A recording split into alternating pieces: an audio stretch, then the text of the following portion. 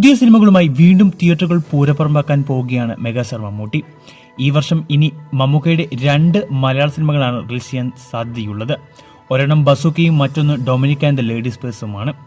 നവാഗതനായ Dean Dennis സംവിധാനം ചെയ്ത ബസൂക്കയുടെ പോസ്റ്റ് പ്രൊഡക്ഷൻ വർക്കുകൾ അവസാന ഘട്ടത്തിലാണ്.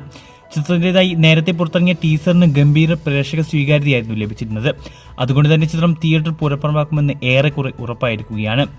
ഗെയിം തെളിച്ച ജേണലിൽ ഒരുക്കിയ ചിത്രം ഒക്ടോബറിൽ റിലീസ് ചെയ്യാനാണ് അണിയർ പ്രവർത്തകർ പ്ലാൻ ചെയ്യുന്നത്. അത് കഴിഞ്ഞ് ഗൗതം വാസുദേവൻ ആദ്യമായി സംവിധാനം ചെയ്ത മലയാള ചിത്രം Dominic and the ladies purse തിയേറ്ററുകളിലെത്തും. മിക്കവാറും ഇതാവും മമ്മൂക്കയുടെ ഈ വർഷത്തെ അവസാനത്തെ റിലീസ്. 2 ആഴ്ച മുമ്പ് മമ്മൂക്കയുടെ ഭാഗങ്ങളുടെ ഷൂട്ട് പൂർത്തിയായ സിനിമയുടെ ബാക്കി ഷൂട്ട് പുരോഗമിച്ചുകൊണ്ടിരിക്കുകയാണ്. വൈകാതെ തന്നെ ചിത്രം പാക്കപ്പ് ആവുമെന്നാണ് പ്രതീക്ഷിക്കുക. പുറത്തുവന്ന ലേറ്റസ്റ്റ് റിപ്പോർട്ടുകളനുസരിച്ച് നവംബർ അവസാനത്തോടെ ഈ ചിത്രം തിയേറ്ററുകളിലെത്തും. ഇത്തരത്തിൽ ദിവസങ്ങളുടെ വ്യത്യാസത്തിൽ ബിഗ് സ്ക്രീനിൽ എത്താൻ പോവുകയാണ് 2 മമ്മൂട്ടി സിനിമകൾ. കാത്തിരിക്കാം ഇരു ചിത്രങ്ങളുടെയും റിലീസ് തീയതിയുടെ ഒഫീഷ്യൽ അനൗൺസ്മെന്റിനായി. ഇതിൽ നിങ്ങൾ കാത്തിരിക്കുന്ന ചിത്രം ഏതെന്ന് കമന്റ് ചെയ്യും.